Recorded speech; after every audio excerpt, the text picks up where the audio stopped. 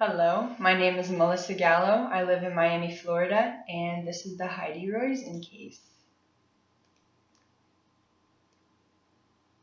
Throughout her years as a professional, Heidi Roizen's network had a number of strengths during the different stages of her career. Put broadly, during her first decade, she went above and beyond in building relationships with the most powerful business leaders in the technology sector by using her honest and outgoing demeanor. By having these reputable and well-known individuals as her immediate network, she was able to gain trust and respect as well as power herself. The type of relationships she ultimately created were ones in which could benefit both parties, a win-win for everyone. Using all her resources, she became known for hosting dinner parties at her home in order to pull together pieces of her network, all of whom knew a few individuals attending, and the others were left to meet for the first time. Many of these attendees were just starting to blossom in their careers, who ended up being major contributors of their companies. By knowing several people in a number of different areas of work in the technology industry, Roizen was able to exhaust her contacts to benefit herself while benefiting others.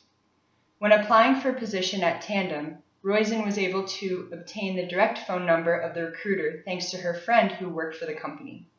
Even though there were a number of applicants for this specific position, because Roizen had known someone already working for Tandem, she was able to get a leg up and speak with the manager over the phone to show off her sparkling personality, whereas the manager would not have seen that on paper. Though it was not in person, it was just enough to give her the advantage, which ultimately led to a job offer. Shortly after, while pairing up with her brother to create Teammaker, she wanted to help gain an interest and awareness of the new company. Being diverse and approachable, she was able to shift gears and develop relationships with members of the press. In addition, she attended business conferences and events, connecting with others by partaking in short, informal, and memorable conversations. One of Roizen's biggest career networking opportunities was when she joined the board of the Software Publishers Association. Her role allowed her to frequently meet with leaders of the industry to address current and future issues as well as solutions to both. Being a part owner of Teammaker and new title as president of the SPA led her to join the Apple team, where, as vice president of worldwide developer relations, she had 300 people directly reporting to her.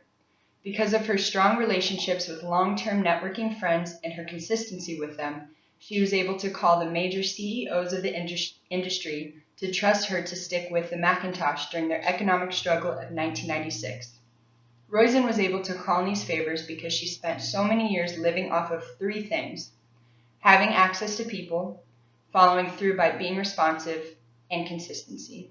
This is exactly what helped her to gain the respect and trust of those within her network, which stayed fresh in their minds for years.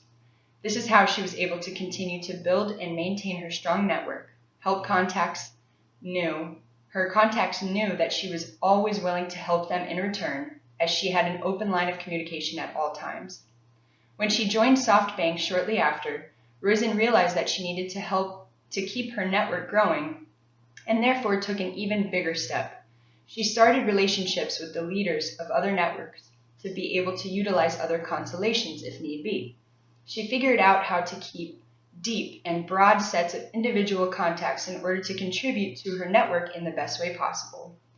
Roizen understood the advantages of establishing a strong network very early in her career, which is how she gained power, private information, and access to diverse skill sets with time. As mentioned earlier, Roizen made sure that when leveraging her contacts, she was willing to help when there were clear benefits for both parties. At heart, Roizen was a matcher. Her core values emphasized fairness, equality, and reciprocity, as Adam Grant defines it. Roizen's networkers and friends loved her because she was fair, honest, and a woman of her word. Plus, they knew that if they helped her, she would help them too. Also mentioned in Give and Take, Samuel Johnson states, "The true measure of a man is how he treats someone who can do him absolutely no good." This is another side of Roizen, the giving side, where Roizen reached out and individually emailed each person she met, as well as provided feedback on denied business plans to entrepreneurs who came to her for help. This feeling of obligation was a result of her mindset that you never know where people will end up in the future. Therefore, she was very careful not to burn any bridges because she knew the world was connected. As a result of the combination of being a matcher and a giver, She was able to gain the trust of others, encountered numerous industry professionals, gained friends, and developed power from her consistent actions and integrity. By having the matcher mentality, Roizen was far from a taker, or a faker for that fact. Her network continues to grow, unlike Kenneth Lays from Enron, who did not see networking as an appealing way to connect with people and ideas, but only to benefit himself. This goes hand in hand with why her network continues to grow. She has mastered the concept of influence.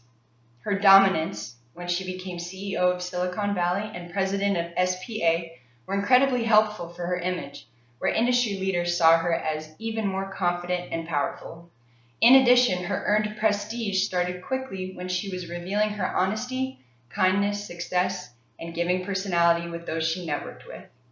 She quickly became friends to those people and earned their respect for many years.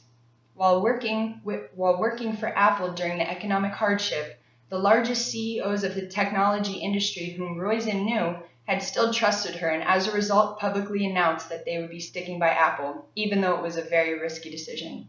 Roizen also made sure to surround herself with all different types of people, with different specialties.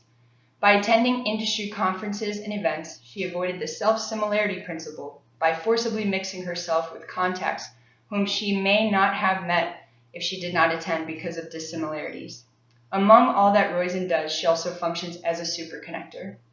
The powerful broker that she is shares her contacts in order to help others in the industry, paying it forward. Which brings us right back to the beginning of Heidi Roizen, gaining respect for being an outgoing, successful matcher in a world that is full of cruel takers. This is how she has made such a positive impact in the business world by her leadership and influence.